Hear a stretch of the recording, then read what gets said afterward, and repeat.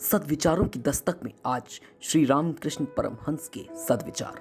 अहंकार तमोगुण है, यह अज्ञान से पैदा होता है। इस अहंकार की आड़ में लोग ईश्वर को नहीं देख पाते।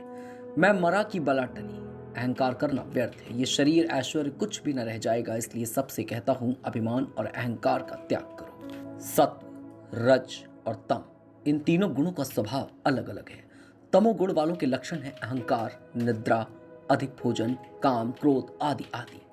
रजोगुणी अधिक काम समेटते हैं, कपड़े साफ सुथरे, घर झकाझक, बैठक खाने में रानी की तस्वीर। जब ईश्वर की चिंता करता है तब रेशमी धोती पहनता है, गले रुद्राक्ष की माला, उसमें कहीं कहीं सोने के दाने पड़े होते हैं। अगर कोई उसका ठाकुर मंदिर देखने के लिए आता है तो साथ ले जाकर दिखाता है और कहता है इधर आइए, अभी और देखने को है। सफेद पत्थर, संगमरमर की जमीन है, 16 द्वारों का सभा मंडप है और आदमियों को दिखाकर दान देता है। सतोगुणी मनुष्य बहुत ही शिष्ट और शांत होता है। उसके कपड़े वही जो मिल जाए, रोजगार बस पेट भरने के लिए। कभी किसी की खुशामद करके धन नहीं लेता, घर की मरम्मत नहीं हुई है, मान और प्रतिष्ठा के लिए एड़ी और चोटी का पसीना एक नहीं करता।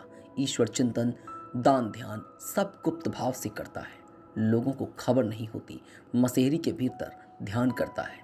लोग सोचते हैं रात को बाबू की आंखें नहीं, अंत की सीढ़ी है, उसके आगे ही छत है। सतोगुण के आने पर ईश्वर प्राप्ति में देर नहीं होती। जरा सा और पढ़ने से ही सतोगुणी मनुष्य बहुत ही शिष्ट और शांत होता है, इसलिए देर तक सोता है।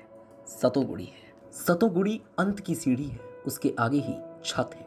सतोगुणी को ईश्वर प्राप्ति में अलग अलग प्रकृति में कितने ही देर नहीं होती, जरा सा और पढ़ने से ही ईश्वर मिल जाते हैं। और कितने ही दर्जे हैं, नित्य जीवी, मुक्त जीवी, मुमुक्ष जीवी, बद्ध जीवी, अनेक तरह के आदमी हैं। नारद, सुखदेव नित्य जीवी हैं, जैसे स्टीम बोट खुद भी पार जाता है और बड़े बड़े जीवों को जैसे कि हाथियों को भी ले जाता है।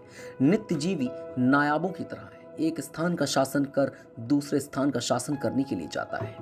मुमुक्ष जीव संसार के जाल से मुक्त होने के लिए व्याकुल होकर जान तक की बाजी लगाकर परिश्रम करता है। इनमें से एक या दो ही जाल से निकल पाते हैं, वे मुक्त जीवी हैं। नित्य जीवी एक चालाक मछली की तरह है, वह कभी जाल में नहीं पड़ता। परंतु जो बद्ध जीवी है, संसार जीवी है, उन्हें होश नहीं रहता। वे जाल में तो पड़े हुए हैं, परंतु यह ज्ञान नहीं कि हम जाल में फंसे हैं। सामने भगवत प्रसंग देखकर वे लोग वहां से उठकर चले जाते हैं। बद्ध जीवी अपने और अपने परिवार का पेट पालने के लिए दासत्व करता है और झूठ, वंचना और खुशामद करके धनोपार्जन करता है। जो लोग ईश्वर की चिंता करते हैं, ईश्वर के ध्यान में मग्न रहते हैं, उन्हें बद्ध जीवी पागल कहते हैं। संसार में फंसा हुआ जीव मृत्यु के समय संसार की ही बातें कहता है। बाहर माला जपने, गंगा नहाने और तीर्थ जाने से क्या होता है? संसार की आसक्त के रहने पर मृत्यु के समय वही दिखाई पड़ता है। न जाने कितनी वाहियात बातें बकता है। अगर मृत्यु के समय जीव ईश्वर की चिंता करता है तो उसका मन शुद्ध हो जाता है। वो मन फिर कामनी कंचन में फंसने का अवसर नहीं पाता। अमर उजाला, मुखड़ा क्या देखें दर्पण में से आभार। आज दस्तक विशेष में सिर्फ इतना ही। बने रहिए हमारे साथ। नमस्कार।